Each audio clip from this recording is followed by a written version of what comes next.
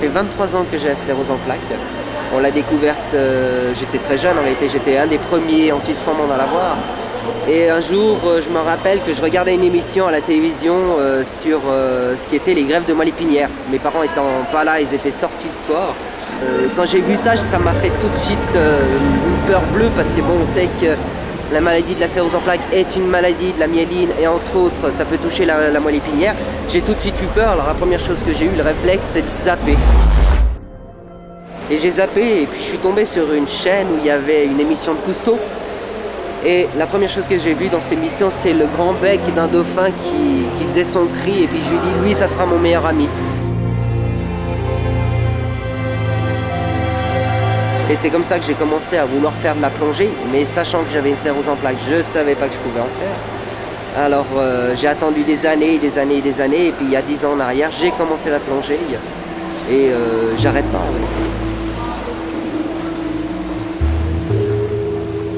Jean-Claude Silveira a aujourd'hui 39 ans. Cela fait 8 ans qu'il ne peut plus travailler. Comme j'ai dit avant. Il arrive que sa maladie le laisse en paix pendant plusieurs mois. Parfois, c'est moins facile. Un jour, Jean-Claude s'est dit que lui aussi pouvait faire découvrir la plongée à des personnes atteintes comme lui d'un handicap.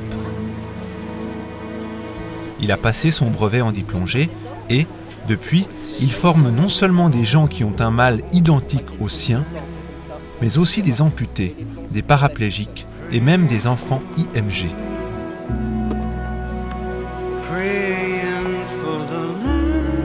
Benoît Nissil est l'un des meilleurs élèves de Jean-Claude Silveira.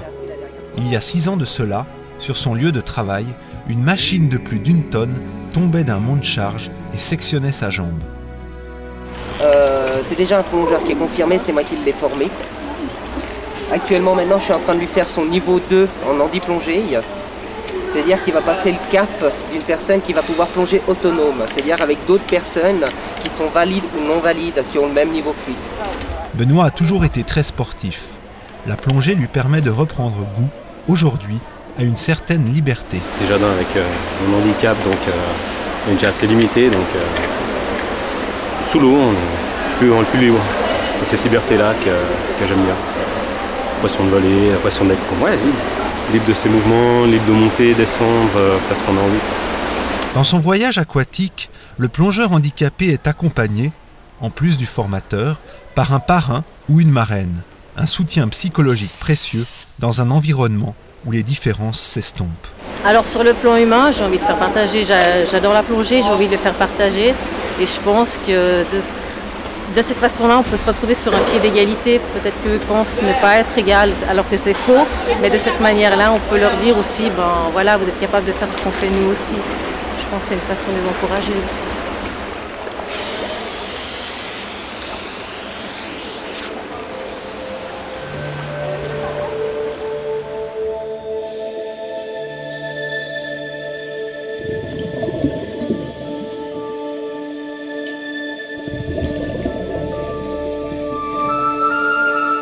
Ils le disent eux-mêmes, ils ont l'impression de revivre.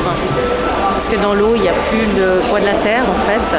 Donc le corps est beaucoup moins lourd et leurs mouvements sont plus souples. On est peut-être pas dans notre élément, mais quand on y est, on y reste. Des moments, on se dit pourquoi on doit remonter en réalité. On est bien. On n'entend rien, il n'y a pas de bruit, c'est toute une autre vie en réalité au fond de nous.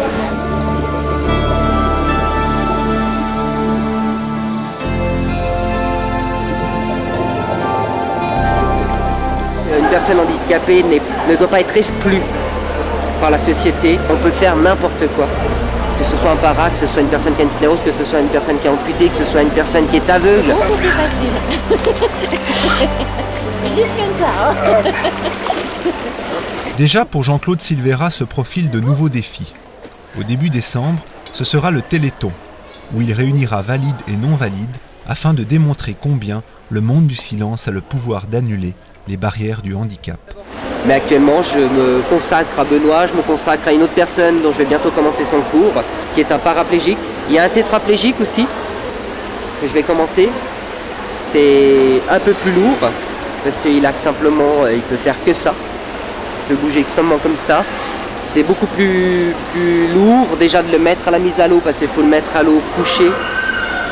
Mais c'est tout autant un plaisir aussi de le faire, parce que c'est une personne qui veut vraiment plonger. Il veut partir au mois de janvier, entre autres, et puis pouvoir aller faire de la plongée en mer. Mais on va lui faire ce plaisir. On va essayer en tout cas.